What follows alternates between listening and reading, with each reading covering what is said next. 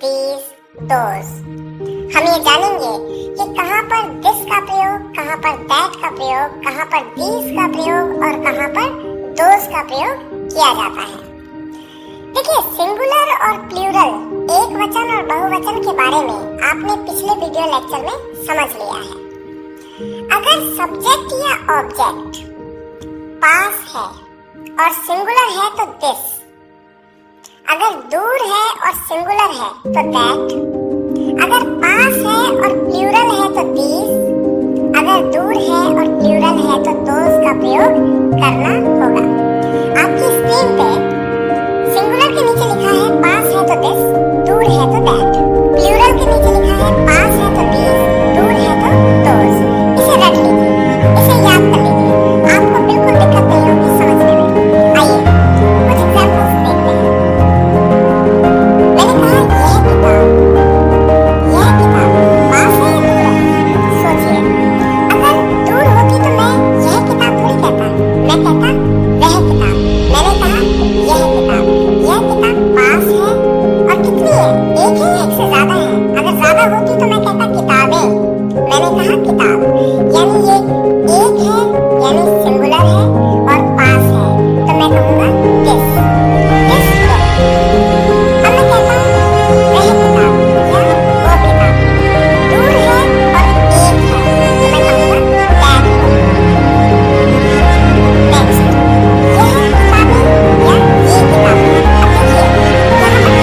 ज्यादा है, यानी प्लूरल है, प्लूरल है और पास है। पास इसलिए क्योंकि मैं कह रहा हूँ यह किताबें या मैं कह रहा हूँ ये किताबें। अगर दूर होती तो मैं कहता वह किताबें या वो किताबें या वे किताबें। तो चूंकि यहाँ पर किताबें पास है और एक से ज्यादा है तो मैं कहूँगा these books, और वह किताबें एक से ज्यादा है और दूर है तो मैं कहूँगा those books। अगला एग्जाम्पल आपके सामने है, ये या यह बच्चे। ये बच्चे एक से ज्यादा है, एक से ज्यादा है और पास है तो मैं कहूँगा these kids। वो लोग या वे लोग एक से ज्यादा है और दूर है तो मैं कहूँगा those people।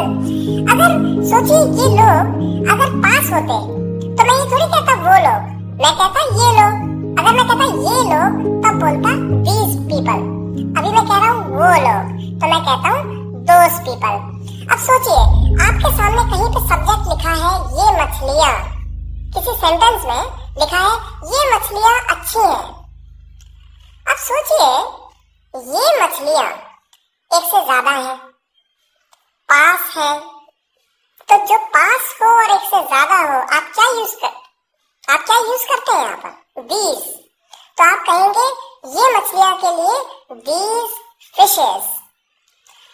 इस तरह से आप खूब प्रैक्टिस करिए, और जब आप सेंटेंसेस जब आपके सामने आते हैं जहाँ पर दिस, दैट, दीज, दोस का प्रयोग होता है तो जरूर सोचा करें कि ये पास है या दूर, और ये भी सोचा करें कि ये सिंगुलर है या प्लूरल।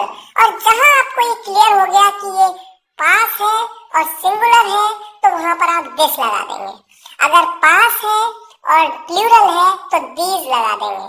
अगर दूर है और सिंगुलर है तो दैट, और अगर दूर है और प्लूरल है तो दोज लगा देंगे। इस बात को अच्छी तरह से रट लीजिए। हमें उम्मीद है कि आपने इस लेक्चर में कुछ बेसिक जानकारी समझी है दिस, दैट, दीज, दोज के बारे में। अगर आपके मन में कोई प्रश्न हो, कोई भी कंफ्यूजन, बेझिझक आप हमें ईमेल करिए। हमारा ईमेल आईडी है englishwale12@gmail.com। हम आपके प्रश्नों के उत्तर देंगे, इसी उम्मीद के साथ कि हम आपसे फिर मिलेंगे नेक्स्ट वीडियो लेक्चर में। आज के लिए यहीं तक, धन्यवाद।